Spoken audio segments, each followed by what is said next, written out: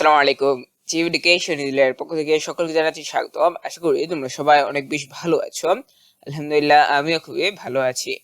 তোমাদের জন্য একটি সুখবর রয়েছে যে তোমাদের সিলেবাস কিন্তু কিছুটা সংক্ষিপ্ত করা হয়েছে, একদম সংক্ষিপ্ত না, কিছুটা সংক্ষিপ্ত করা হয়েছে। তো এই বিষয়ে মাধ্যমিক ও উচ্চশিক্ষা অধিদপ্তর থেকে একটি পরিপত্র জারি হয়েছে। তো আজকে আমরা এটি নিয়ে আলোচনা করব। তো দেখো, এখানে একটি পরিপত্র যেখানে কিনা তোমাদের যে সিলেবাসটি রয়েছে সেটি সংক্ষিপ্ত পাঠ্যসূচি অনুসরণ বিষয়ক একটি নির্দেশনা। দেখো, এখানে বিষয় দেওয়া আছে ষষ্ঠ থেকে নবম শ্রেণীর 2024 শিক্ষাবর্ষের বার্ষিক পরীক্ষা পরিচালনার জন্য সংক্ষিপ্ত পাঠ্যসূচি অনুসরণ বিষয়ক বিশেষ নির্দেশনা প্রসঙ্গে। অর্থাৎ তোমাদের যে সিলেবাসটি এটিকে কিন্তু বলা হয়েছিল যে এটি কিন্তু সংক্ষিপ্ত, তবে অনেকেই বলছে যে সিলেবাসটা আসলে একটু বড়, 2 মাসের মধ্যে কমপ্লিট করা কঠিন। তো সেক্ষেত্রে তারা বলছে যে সংক্ষিপ্ত যে পাঠ্যসূচি রয়েছে অর্থাৎ বর্তমানে যেটি রয়েছে সেটি আসলে কিভাবে অনুসরণ করে সেটিকে সংক্ষিপ্ত করা যায় এই বিষয়ে এখানে বলা হয়েছে। দেখো, তো এখানে বলা হয়েছে যে উপযুক্ত বিষয় ও এনসিটিভি কর্তৃক প্রেরিত সূত্রোক্ত পত্রের আলোকে 2024 শিক্ষাবর্ষের ষষ্ঠ থেকে নবম শ্রেণীর শিক্ষণকালীন মূল্যায়ন এবং বার্ষিক পরীক্ষা পরিচালনার জন্য সাধারণ নির্দেশনা ও বিষয়ভিত্তিক নির্দেশনায় প্রদত্ত সংক্ষিপ্ত পাঠ্যসূচি এবং নমুনা প্রশ্নপত্র ও মানবন্টন ইতিমধ্যে শিক্ষা প্রতিষ্ঠান বরাবর প্রেরণ করা হয়েছে। অর্থাৎ তোমাদের যে ষষ্ঠ থেকে নবম শ্রেণীর শিক্ষণকালীন মূল্যায়ন এবং বার্ষিক পরীক্ষা পরিচালনার জন্য যে সাধারণ নির্দেশনা ও বিষয়ভিত্তিক নির্দেশনা অর্থাৎ যে সিলেবাসটি রয়েছে সেই সিলেবাস এবং যে নমুনা প্রশ্নপত্র মানবন্টন রয়েছে সেগুলো কিন্তু শিক্ষা প্রতিষ্ঠানে দিয়ে দেওয়া হয়েছে, এবং আমি চিভ এডুকেশন ইউটিউব চ্যানেলেও কিন্তু সেগুলো দিয়ে দিয়েছি তোমাদেরকে। তো এখানে বলা হয়েছে যে এই বিষয়গুলো প্রেরণ করা হয়েছে। বিগত কয়েক মাসের পরিবর্তিত প্রেক্ষাপটে শ্রেণী কার্যক্রম বিঘ্নিত হয়েছে এবং শিক্ষাবর্ষের অবশিষ্ট সময়ে সংক্ষিপ্ত পাঠ্যসূচি মোতাবেক শ্রেণীকক্ষের শিক্ষণ কার্যক্রম সম্পন্ন করা সম্ভব হবে না বলে শিক্ষার্থী, শিক্ষক এবং অভিভাবক মহল থেকে দাবি করা হয়েছে। অর্থাৎ আমরা জানি বিভিন্ন কারণে কিন্তু যে আমাদের যে দেশের প্রেক্ষাপট সেই দেশের প্রেক্ষাপটে কিন্তু শ্রেণী কার্যক্রম বিঘ্নিত হয়েছে এবং শিক্ষাবর্ষের অবশিষ্ট যে সময়টি রয়েছে সেখানে কিন্তু তোমাদেরকে সংক্ষিপ্ত সিলেবাস দিয়ে দেওয়া হয়েছে।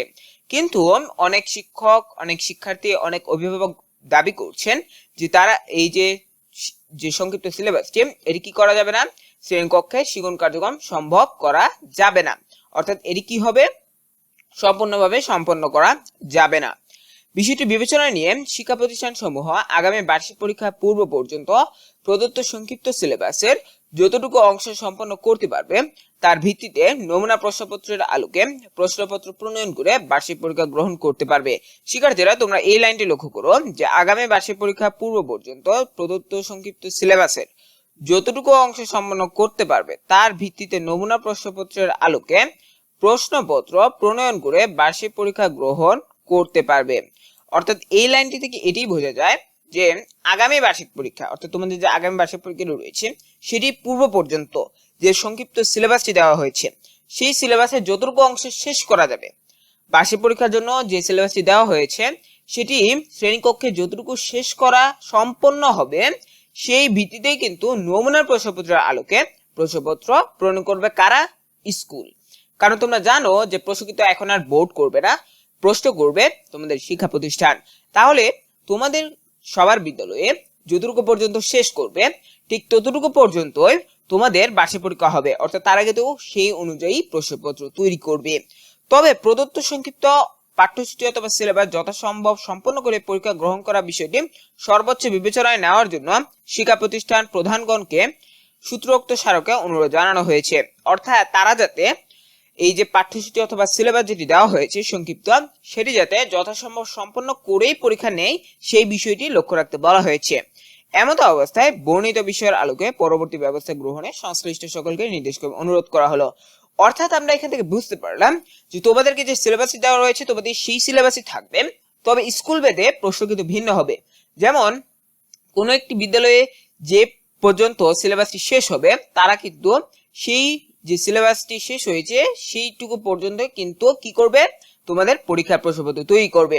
অর্থাৎ কোন যেখানে পুরো সিলেবাসটি শেষ করা যাবে না সেখানে তারা কি করবে, তারা কোনো একটা অংশ অর্থাৎ তারা যেগুলো চায়, ঠিক আছে, যেগুলো চায়, তবে হ্যাঁ অবশ্যই শুরু থেকেই শুরু করবে বেশিরভাগ স্কুল। তো ওই যে শুরু থেকে শুরু করবে তখন তারা যতটুকু পর্যন্ত যেতে পারবে তার আলোকেই কি করবে, তারা প্রশ্নপত্র তৈরি করবে।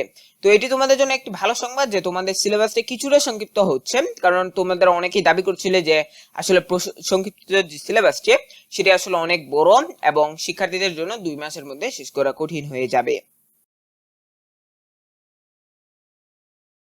এখন একটি বড় প্রশ্ন যে তোমরা আসলে কিভাবে তোমাদের পরীক্ষার জন্য প্রস্তুতি নিবে।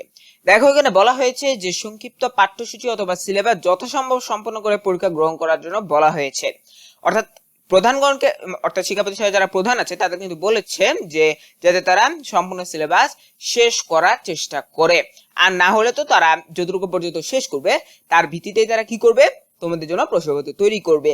এখন কথা হচ্ছে যে তোমরা কিভাবে প্রস্তুতি নিবে। দেখো, এখানে কিন্তু একদম নির্দিষ্ট করে বলে দেওয়া হয় না যে সংক্ষিপ্ত পাঠ্যসূচি কতটুকু থেকে কতটুকু। এখানে যেহেতু এটি বলা নেই, তাহলে তোমাদের চেষ্টা করতে হবে পুরোটি শেষ করার। এখন আরেকটি বিষয় হতে পারে যে শিক্ষা প্রতিষ্ঠান থেকে নির্ধারণ করে দিতে পারে যে কোন কোন অধ্যায় আসবে, তো তোমরা সেই সব অধ্যায়গুলো পড়বে। তবে বেশিরভাগ ক্ষেত্রে যেটি হবে যে স্কুল থেকে নির্ধারণ করে দিবে, কারণ যেহেতু শিক্ষার্থীরা সম্পূর্ণ সিলেবাসটি শেষ করতে পারবে না, সেক্ষেত্রে নির্ধারণ করে দিতেই পারে। তো তোমরা তোমাদের পরীক্ষার জন্য ভালোভাবে প্রস্তুতি নেবে, পরীক্ষার জন্য একদমই ভয় পাবে না। তোমাদের জন্য রইল অনেক অনেক শুভকামনা। আসসালামু আলাইকুম ওয়া রাহমাতুল্লাহ।